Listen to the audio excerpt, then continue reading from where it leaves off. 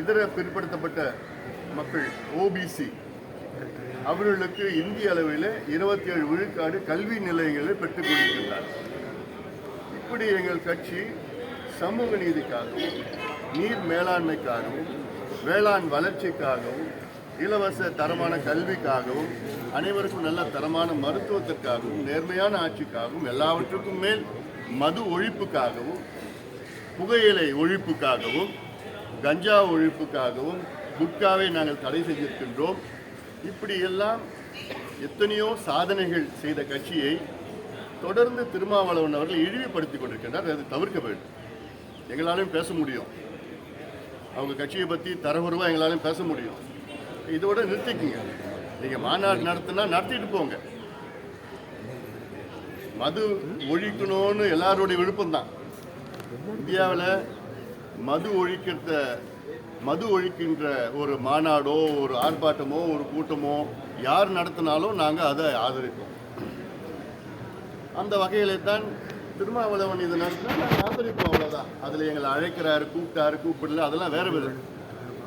நாங்கள் யார் நடத்தினாலும் நாங்கள் ஆதரிப்போம். ஏன்னா இது எங்களுடைய எங்கள் கட்சியினுடைய அடிமட்ட கொள்கை அது. ஆனாலும் இவங்க அந்த கட்சி இவங்க இந்த கட்சி அப்படிலாம் பேசுறதில்ல. அது நிறுத்திக்கணும். மது ஒழிப்பில் நாங்கள் பிஹெச்டி படிச்சிருக்கிறோம். திருமாவளவன் அவர்கள் இப்போ தான் எல்கேஜி வந்திருக்கிறார். அவர் தான் இப்போ தான் தொடங்கியிருக்கிறார். எங்கள் ஐயா கட்சி தொடங்குவதற்கு முன்பாகவே 1980 மது ஒழிப்பு கொள்கையை கடைபிடித்து வருகிறார்கள்.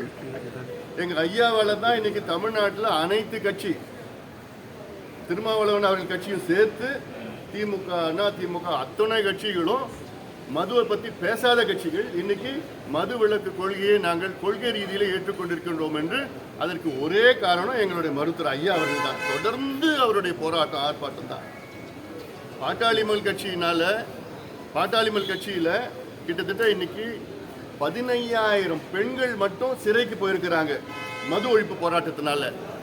அதாவது 100 கிடையாது, ஆயிரக்கணக்கான போராட்டங்கள், ஆர்ப்பாட்டங்கள், மாநாடுகள், வழக்குகள், நீதிமன்றம், சட்டமன்றம் எத்தனையோ நாங்கள் நடத்திட்டு இருக்கிறோம்.